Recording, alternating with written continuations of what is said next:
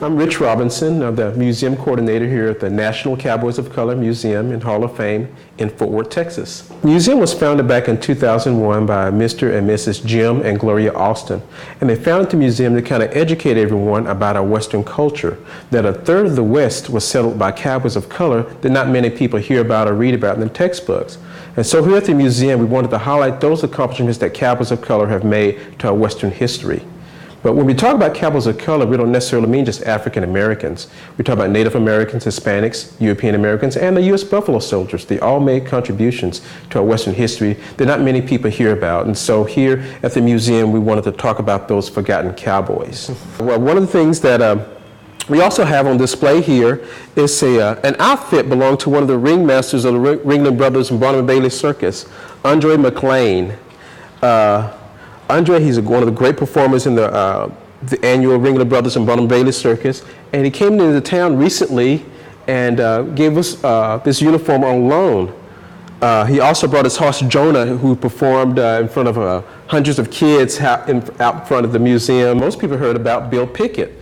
Bill Pickett is the inventor of bulldogging. Today they call it steer wrestling if you ever go to the rodeos. It's like a timed event, and you see the cowboys grab the steers by the horn and just toss them down as fast as they can. But what Bill Pickett would do, he would actually grab the steer by its horn and actually bite him on the lip or the snout and actually pull him down just using his teeth. He was one of the great performers, but a lot of people know about Bill Pickett, but he's the father of bulldogging. And he's also a member of our Hall of Fame, one of our inaugural members of our Hall of Fame. Another great cowboy, an entertainer, Herb Jeffries. Herb Jeffries, he's a great entertainer. He was known as the Bronze Buckaroo in the 1930s and 40s. He played in 4 black westerns. He was like the African-American version of the Lone Ranger.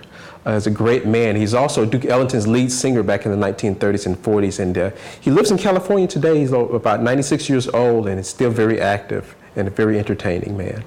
One of the other things we talk about here, when we talk about the Buffalo Soldiers, they were charged with protecting the settlers as they ventured west toward California and protecting them from the renegades in the area. Even though they were given old and sick horses and secondhand equipment, they still served their units with honor and pride. One little known fact about the Buffalo Soldiers, there's one documented female Buffalo Soldier. Her name was Kathy Williams. Kathy Williams, when she enlisted in St. Louis, Missouri, she portrayed herself as a man, and she changed her name to William Kathy. And she served for 2 years in the military. And they didn't find out until after serving 2 years that she was a female. And when they found out that she was a female, they had to give her a disability discharge. The sad part about it is she never received any kind of recognition for her military service. But she's the only documented female United States Buffalo Soldier. We have saddles on displays, and saddles are considered like trophies. Here we have 2 saddles that belong to Cleo Hearn. Cleo Hearn, he's one of our producers of the Cowboys of Color Rodeo. Actually, Cleo, he was one of the first African Americans to go to college on a rodeo scholarship.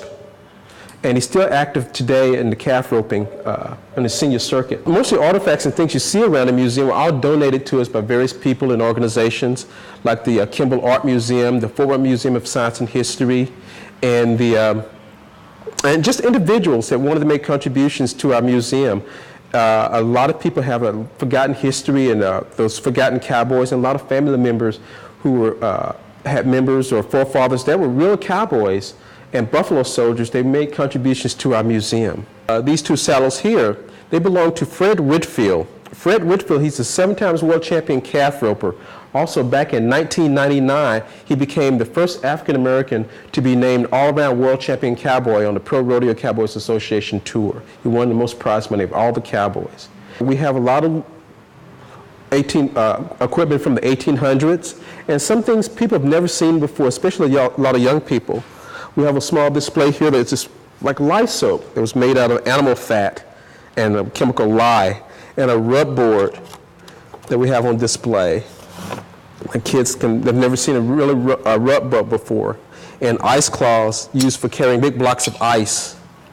If you live near a town that made ice, you had a big ice truck that come around, and you bring the blocks of ice and you take it into your house and you put it into the ice box, and that's what you use to keep things cold. We also have these old-fashioned irons, grandma's irons.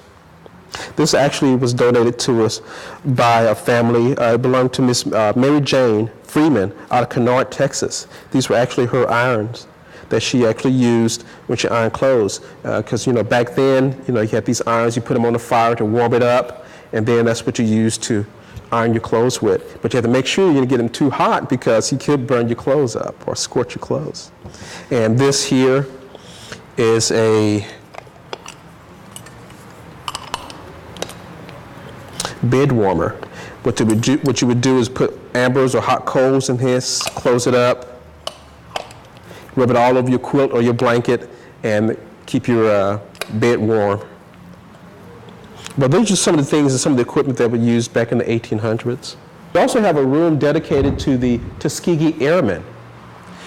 We started this room about a year ago because we have some of the original airmen that live here in our community. The Tuskegee Airmen were the first African-American World War II fighter pilots. They gained a reputation of never losing any of the bombers they were escorting. And we actually have one of the trainers, Mr. Claude Platt. He was one of the trainers of the Tuskegee Airmen. As a matter of fact, he trained one of the first World War II aces, Mr. Lee Archer. And this room was dedicated to him, Claude Platt. The Tuskegee Airmen were nicknamed the Red-Tailed Angels because when they escorted the bombers over North Africa, they never lost any of the ships they were escorting. And so they gained that reputation. But to me, they're the true heroes. And this is our new museum.